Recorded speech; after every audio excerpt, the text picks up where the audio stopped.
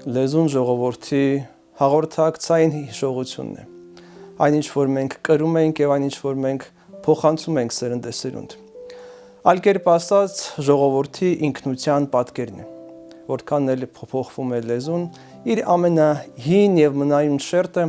ազգային կենսափորձի վրա հիմնված առածներն ու ասացվածքներն են։ Հենց այդ սերնդի բովում բյուրեղացած իմաստություններն են, որ արտահայտում է մեր նախնյաց արժեհամակարգը, մտածելակերպը, ցույց տալիս մեր ինքնության կերտման պատմությունը։ Մեր ժողովրդական բանահյուսության վրա ամենից շատ ազդեցություն թողած գիրքը Աստվածաշունչ մատյանն է։ Դարեր շարունակ մեր նախնիները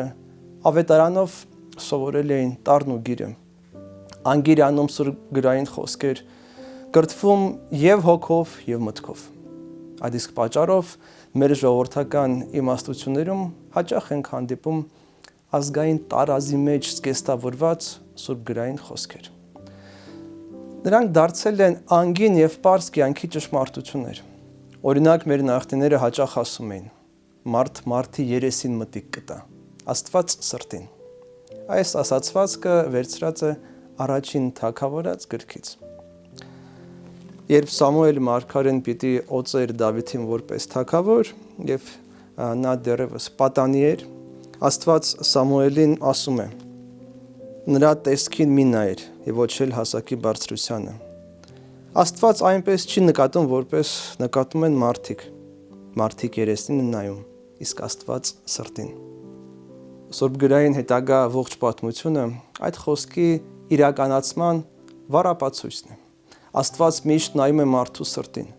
տեսնելու համար թե ինչ է իրականում մարդու մեջ ապրում եւ ըստ իր սրտի բովանդակության պարգևում նրան կյանք։ Դրան ճիշտ հակառակն ենք տեսնում հաճախ մեր առօրյա կյանքում այս աշխարհում արտաքինը, տեսքը, ձևը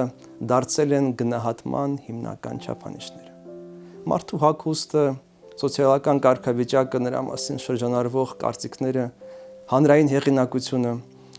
այս ամենը հաճախ ընկալվում է որպես նրա իրական արժեքի ցուցիչ։ Մենք չափում ենք մարդուն նրա հաջողություններով,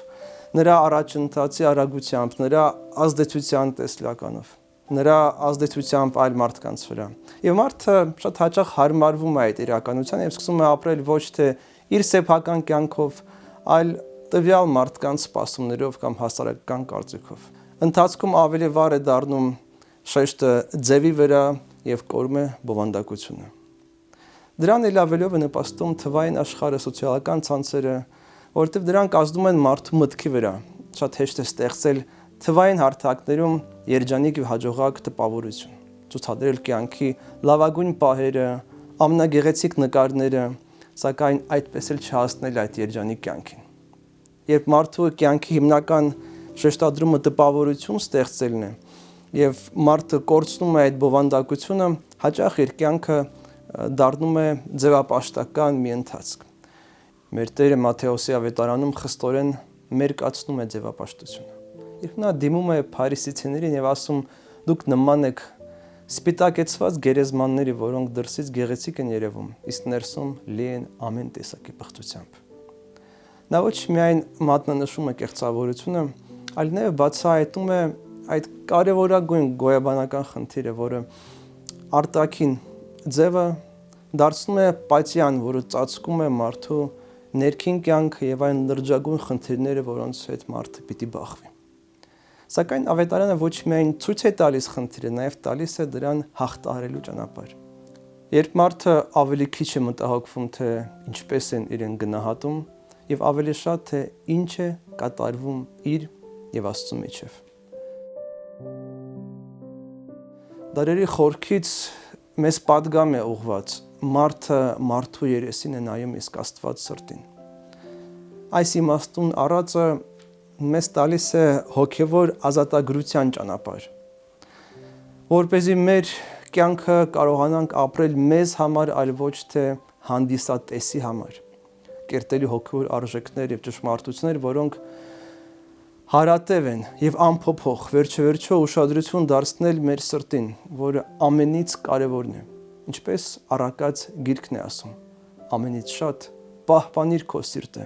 որովհետեւ նրանից է կյանքի աղբյուրը։ Ճանաչենք մեր լեզուն, բացահայտելու համար մեր ինքնությունը։